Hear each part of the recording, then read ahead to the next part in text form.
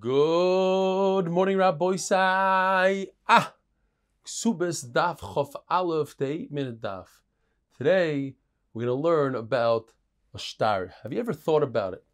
When Edom come and testify on their signature, what are they testifying? Are they testifying only on their signature, that it's authentic? Or are they testifying on the entire document, the entire shtar? We actually have a machlokes in the Mishnah. We're also going to be learning about whether Eid Nasa Dayan, can a witness turn into one of the three Dayanim, and other halachas as well. So we're going to start off with a brand new Mishnah. According to Rebbe, each one of the Eidim has to testify about his signature and also about the signature of his friend. It's actually a very fundamental machlokes. What are the Eidim testifying about? According to Rebbe, they're testifying on the signature. So each signature requires two Eidim. According to Chachamim, a person is believed to say, this is my handwriting, doesn't have to testify about his friend because he's testifying about the money in the shtar. They saw the halva and that's what they're testifying. What about in a case where one of the Eidim dies and the second Eid that's alive, together with an additional Eid, are testifying about the signature of that died?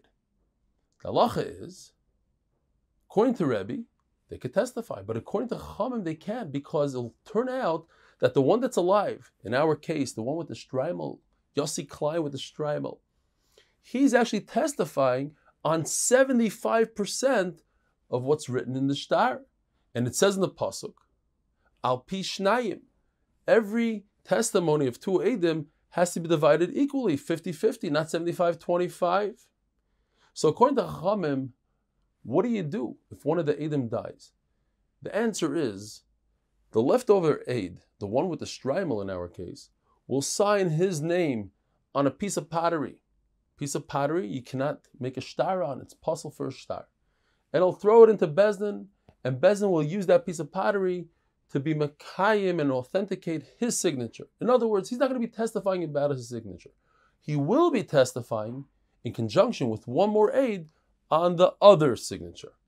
And therefore, will be kosher.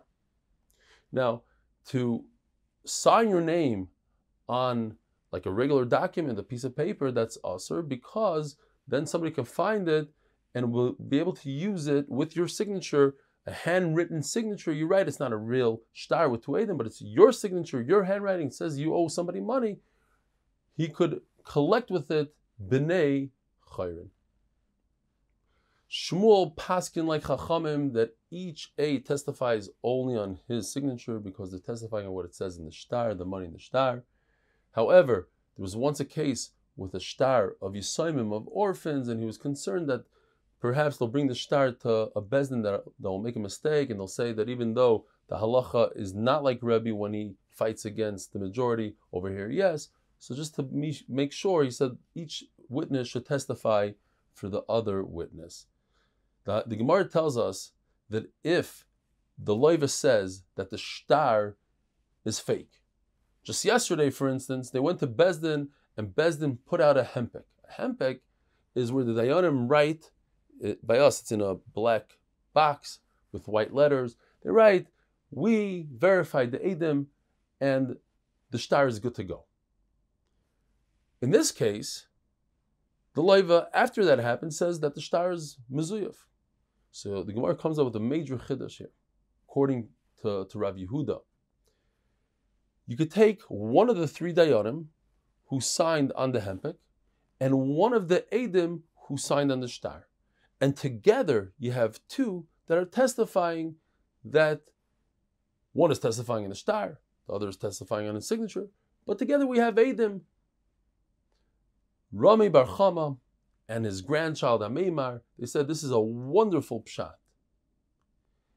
But Rami Bar Yecheskel said, don't listen to my brother Rav Yehuda, and Rava in fact agreed with him, because what's going on here is that they're not testifying about the same thing. One is testifying on the money in the shtar, that's the Eid, and the Dayan is testifying that the shtar is mekuyim.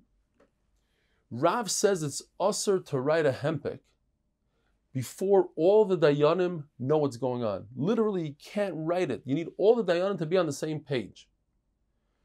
And if two of the dayanim, they recognize the signature of the Eidim, they could testify in front of the third one that it's in fact his signature. And we see from here that an Eid nasa dayan. These two, after they testified, they said their testimony, they became dayanim. We see from here that dayanim who recognize the signatures, they don't need to hear the testimony. And another thing we see, that you have to testify in front of every single dayan that doesn't know about the signature. But Rav Ashi said that it's possible that what you need here is ha'agada, an eidos, and that's why it's enough in front of one. When it comes to eidos hachodesh, witnesses who saw the moon, and based on their testimony, we're going to be mekadesh the chodesh. That's a doraisa.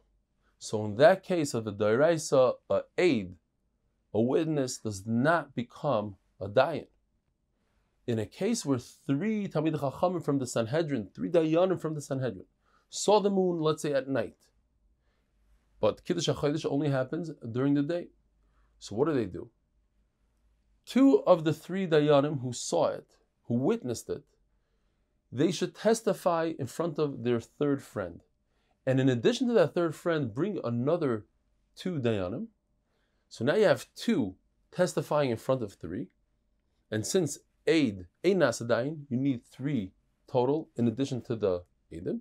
And the three that hear the testimony, they'll say, Mekudesh HaChodesh.